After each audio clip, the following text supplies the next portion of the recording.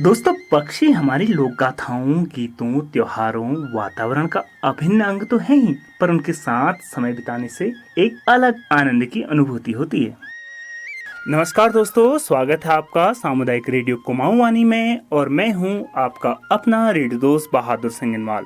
और रेडियो कुमाऊं वानी nature conservation foundation India के सहयोग से कुमाऊं के पक्षी नाम की श्रृंखला आप लोगों के बीच लेकर आ रही है। और इस श्रृंखला के अंतर्गत हम बात करते हैं कुमाऊं के पक्षियों पर।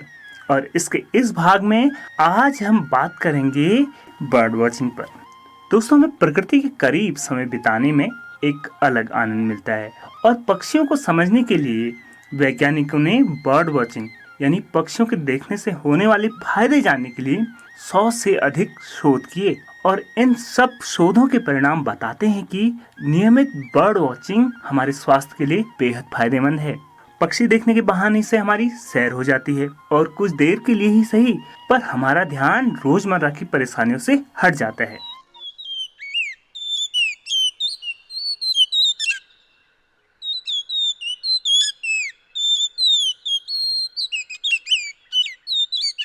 रोजाना बर्ड वॉचिंग हृदय रोग, रक्तचाप और तनाव को कम कर सकती है।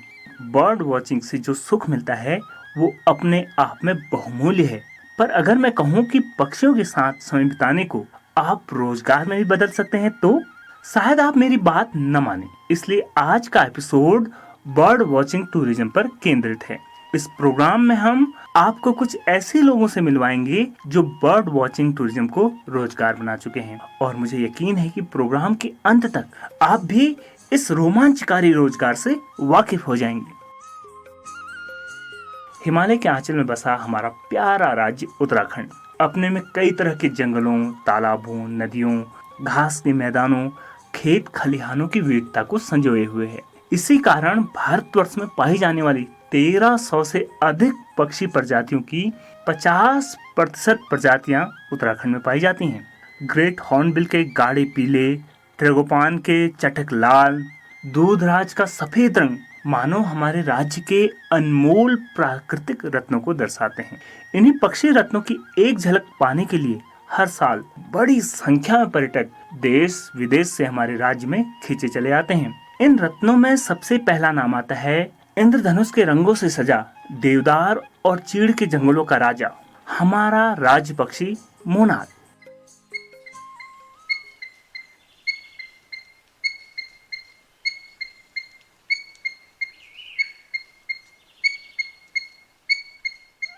मोनाल को देखने के लिए राष्ट्रीय और अंतर्राष्ट्रीय सैलानी किसी भी मुश्किल का सामना कर सकते हैं।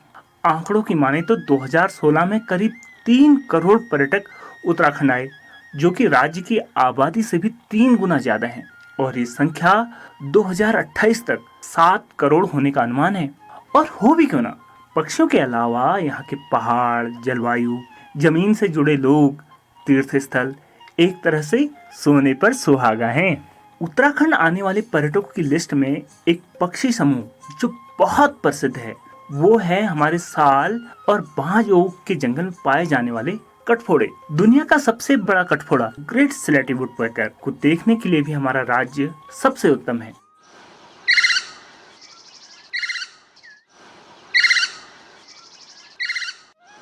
पिछले दशक में बर्ड वॉचिंग टूरिज्म की संभावनाओं को ध्यान में रखते हुए वन विभाग, गैर सरकारी संगठनों, बर्ड वॉचर्स मिलजुल कर इस क्षेत्र के बढ़ावे के लिए महत्वपूर्ण कदम उठाए, जिनका मकसद उत्तराखंड में एक बर्ड गाइड्स, बर्डिंग हॉटस्पॉट, पगडंडियों का एक ऐसा जाल बनाना है कि पर्यटक अपनी यात्रा का पूरा मजा उठा सकें और उत्तराखंड के प्राकृतिक निवास, अतिक्रमण एवं शहरीकरण से बच पाएं। एक बड़े स्तर पर पक्षियों की लोकप्रियता बढ़ाने के लिए वन विभाग ने बर्ड फेस्टिवल यानी कि पक्षियों को देखने की त्योहार की शुरुआत की। और पहला फेस्टिवल फरवरी 2014 में देहरादून के करीब आसन कंजर्वेशन रिजर्व में किया। और अभी तक उत्तराखंड के कई हिस्सों में इको टूरिज्म विंग द्वारा इन बर्ड वॉचिंग फेस्टिवलों को आयोजित किया जा चुका है। इन बर्ड फेस्टिवल में नन्हे और बड़े बर्ड वॉचर्स को ध्यान में रखते हुए कई रोचक गतिविधियों का आयोजन किया जाता है। इसी के साथ साथ इको टूरिज्म विंग पिछले एक दशक से उत्तराखंड में स्थानीय युवक युवतियों को बर्ड गाइड्स और नेचुरलिस्ट की ट्रेनिंग देने के लिए शिविरों का आयोजन भी कर रही है, जहां एक्सपर्ट बर्ड वॉचर 2 से 3 दिन एक ही जगह रहकर बर्ड गाइड्स की ट्रेनिंग पाने के इच्छुक स्थानीय युवक युवतियों को पक्षी देखने के लिए जरूरी सामान से लेकर पक्षियों के व्यवहार, बर्ड वॉचिंग की आचार संहिता से रूबरू कराते हैं। कुमाऊं की अगर बात करें तो यहाँ ऐसे कई स्थान हैं जो पर्यटकों के बीच काफी प्रसिद्ध हैं, जैसे कि कॉर्बेट नेशनल पार्क, उससे सटा हुआ पवलगढ़ कंजर्वेशन रिजर्व और थोड़ी दूरी पर स्थित नैनीताल सातताल। यहाँ के कुछ मुख्य पक्षी आकर्षण हैं laughing thrushes, hornbills, magpies, raptors, long tail broadbill, sunbirds, dollar birds, fish eagle, common green magpie यहाँ पाए जाने वाले उन्हीं पक्षियों में से एक हैं। हरा शरीर, लाल चोंच, कत्थई पंख के लिए सुंदर ये पक्षी हर बर्ड वॉचर की लिस्ट में होता है।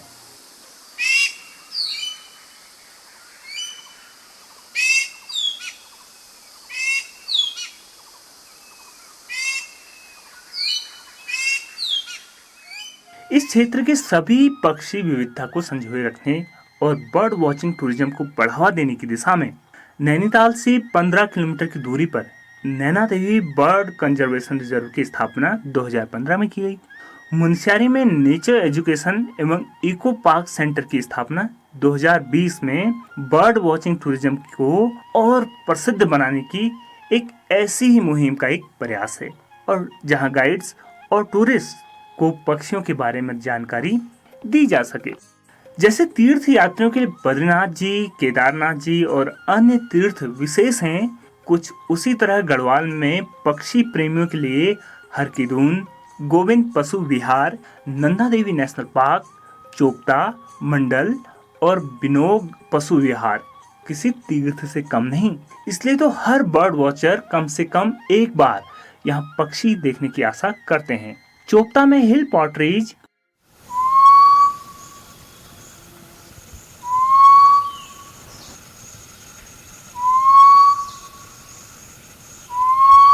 मंडल में पिंक प्राउड रोजफिंच,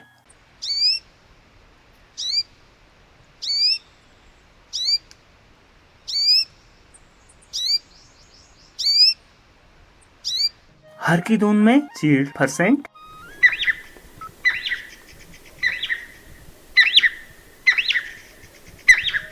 रेड बिल्ड चॉफ,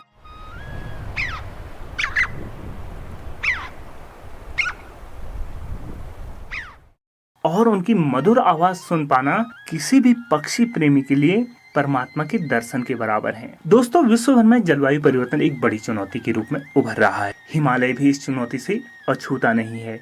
विकास के नाम पर जंगलों की कटाई, तालों की भराई, घास के चौड़े मैदानों की सफाई जलवायु परिवर्तन को और गति प्रदान कर सकता है। इस समय की जरूरत है कि हम रोजगार और प्राकृतिक संसाधनों के संरक्षण को एक दूसरे के प्रतिकूल न समझें। बर्ड वॉचिंग टूरिज्म एक ऐसा ही अवसर है जिससे प्राकृतिक संसाधनों पर कम दबाव पड़ता है और साथ ही हमारे स्थानीय युवक युवतियों को रोजगार की तलाश में अपना घर नहीं छोड़ना पड़ता। हम जानते हैं कि बर्ड वॉचिंग टूरिज्म को लेकर आपके दिलो दिमाग में कई सवाल होंगे। इन्हीं सवालों का जवाब जानने के लिए हम बात कर रहे हैं कुछ लोगों से जो बर्ड टूरिज्म के क्षेत्र में काम कर रहे हैं। नमस्ते, मेरा नाम मोहित अग्रवाल है। मेरी कंपनी का नाम है एशियन एडवेंचर्स। इसमें मैं जंगल लोर बर्डिंग लॉज के बारे में बात करना चाहूंगा, जो पंगोट में स्थित है, नैनीताल के पास। ये इंडिया की फर्स्ट बर्ड वॉचिंग लॉज है। तो सर, आपने बताया कि पंगोट के पास आपके पास एक लॉज है जो बर्ड वॉचिंग को आप प्रमोट करने के लिए आपने एस्टेब्लिश किया था। किस तरीके से आप देखेंगे कितने लोग बर्ड वॉचिंग के लिए आ रहे हैं? लॉज जब चालू हुआ था 20 साल से ऊपर की बात है, तब तो बहुत ही कम लोग आते थे यहाँ पे। पंगोट जो एक जगह है वो फनल की तरह है और वो अलाउ करती है पक्षियों को हायर रीचेस से लोअर रीचेस पे आने के लिए एंड वाइस वर्सा। तो फिर उसका जो बहुत इम्पोर्टेंट एस्पेक्ट ये था कि यहाँ पे जो बर्ड्स आपको मिलेंगे वो यूनिक होंगे, और ये एरिया जो था ये बहुत ही बढ़िया बायोटोप है। सेकेंडली, मेरा एक पर्पस ये था कि जो रेगुलर टूरिस्ट हैं हम उनको कैसे एजुकेट करें कि वो इको टूरिस्ट बन जाए। तीसरा मेरा पर्पस ये था कि जो लोकल लोग थे कैसे मैं उनको बर्ड वॉचिंग के बारे में बताऊं, जो लोकल लड़के थे वो गाइड बनने शुरू हो गए। इससे क्या हुआ कि हमारी जो नंबर ऑफ विजिटर्स थे वो बढ़ने शुरू हो गए। उस टाइम पे तो बहुत कम लोग आते थे। आज की डेट में आप देखें तो इस एरिया में, नैनीताल और साताल के एरिया में, महीने में कम से कम भी कुछ नहीं तो 300 से 400 बर्ड वॉचर आते हैं। तो सर, जितने भी लोग आपके यहाँ बर्ड वॉचिंग करते हैं, कितने ऐसे पर्यटक हैं जो से कहते हैं कि हमें गाइड की जरूरत है बर्ड वॉचिंग के लिए? तो जो लोग मेरे पास आते हैं वो 70% ऐसे लोग हैं जो कहते हैं हमें बर्ड वॉचिंग गाइड चाहिए और हम जानना चाहते हैं कि बर्ड्स के बारे में। लेकिन गाइड का एक और एंगल ये है कि गाइड को ये मालूम है कि कौन सी स्पीशीज किस जगह पर, किस सीजन में, किस कंडीशन में मिलती है।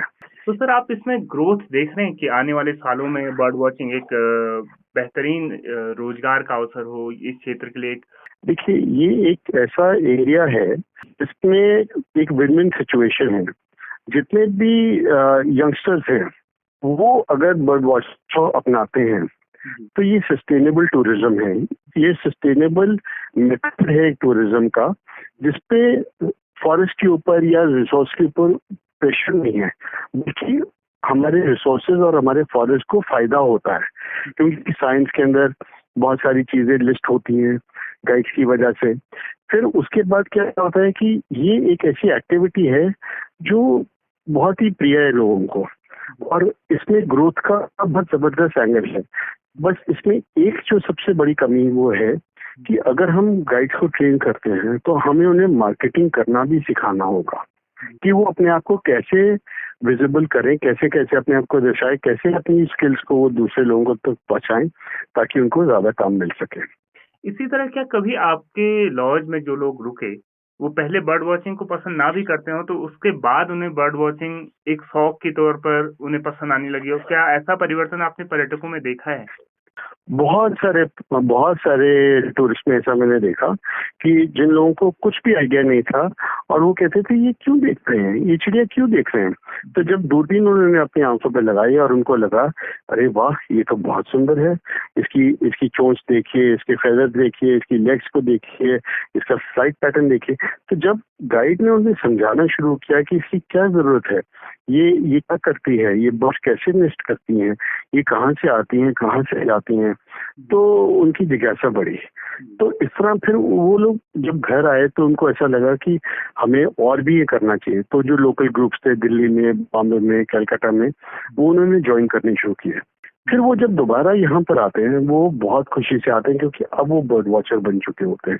और आप अपने बर्ड वॉचर्स के लिए जो लोग पर्यटक आ रहे हैं कैसे सुनिश्चित करते हैं कि पर्यटक गाइड कुछ अनैतिक ना करें, कुछ गलत तरीके से ना करें, जो एथिकल ना हो?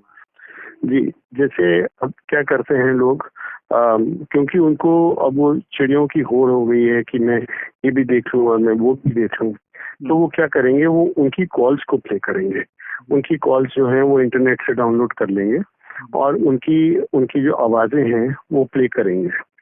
अब वो जब वो प्ले करते हैं तो चिड़िया थोड़ी सी हक्की बक्की रह जाती है, ये आवाज कहाँ से आ रही है, और वो बाहर आके देखना चाहती है।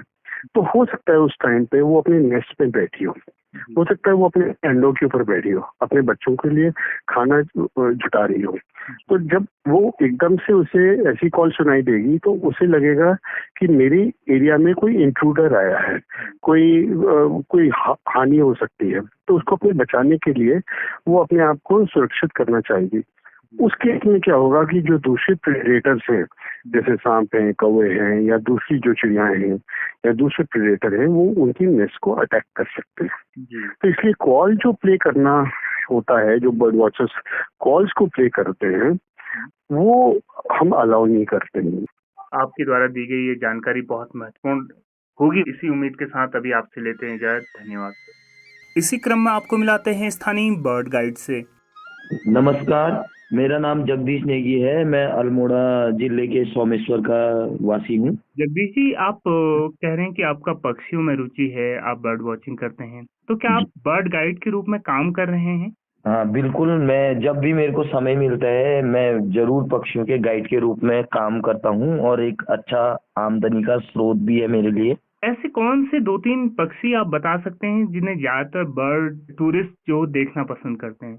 अगर हम बात करें तो हमारे इधर जैसे रेड बिल्ड ब्लू मैगपाई, जिसको लमपुचिया या लमपुचड़ी बोलते हैं, ये एक बहुत अच्छा हिमालयी फुटहिल में रहने वाला पक्षी है जो आसानी से देखा जा सकता है। अगर यहाँ पर कोई अच्छा पक्षी प्रेमी टूरिस्ट आता है और उसको देखना रहता है तो सबसे पहले वो ये बोलता है कि यहाँ पे लोकल में आसानी से दिखने वाले पक्षी हैं खलीज पिजन, हमारा जंगली मुर्गा, ये आसानी से सुबह आप इसको देख सकते हैं। फिर पानी के आसपास आप किंगफिशर देख सकते हैं। क्रिस्टेड किंगफिशर के लिए लोग दूर दूर से उत्तराखंड में आना पसंद करते हैं।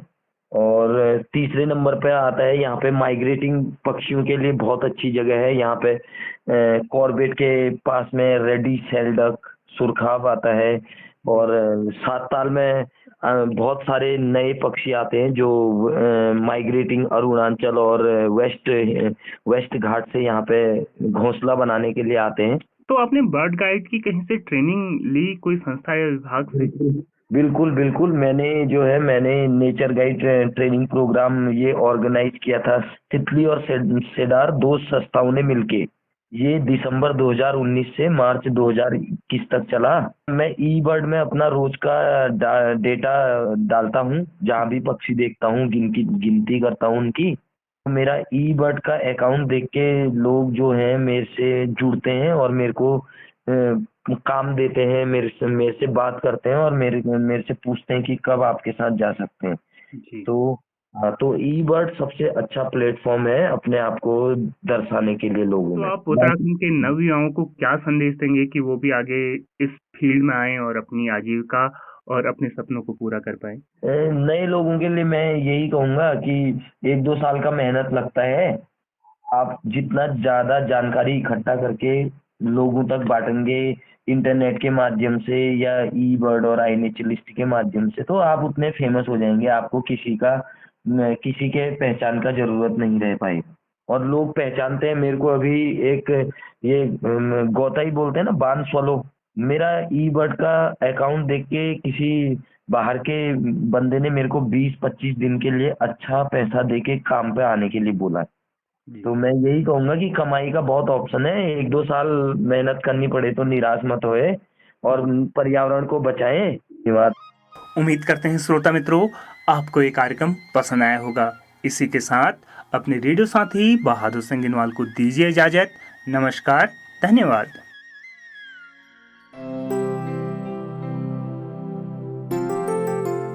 यह कार्यक्रम नेचर कंजर्वेशन फाउंडेशन इंडिया के सहयोग से रेडियो कुमाऊवाणी द्वारा प्रचारित और प्रसारित किया गया है। स्क्रिप्ट लेखन डॉक्टर मोनिका कौशिक द्वारा और पक्षियों की आवाजें एंड्रू स्पेंसर, पीटर बोसमन, विरल जोशी और पूजा शर्मा के सहयोग से प्राप्त हुई हैं।